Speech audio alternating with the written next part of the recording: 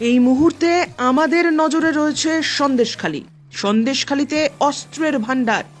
সন্দেশখালীতে তল্লাশিতে এনএসজির কমান্ডোরা। উত্তরবঙ্গ থেকে এনএসজির কমান্ডোদের নিয়ে আসা হয়েছে।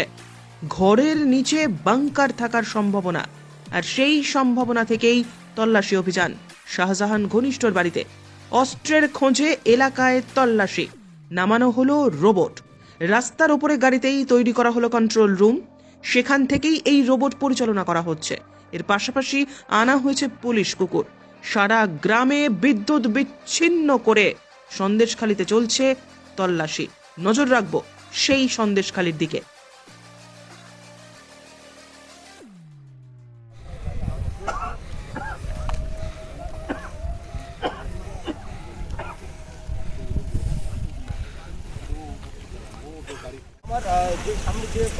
একবারই দেখো নিঃসন্দেহে একটু উদ্ধার হয়েছে বলে মনে করা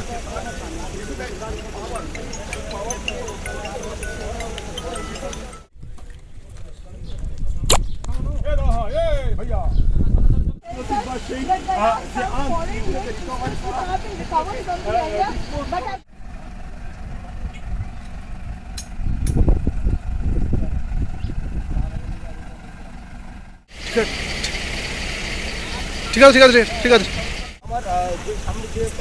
একবারই দেখো নিঃসন্দেহে একটু উদ্ধার হয়েছে।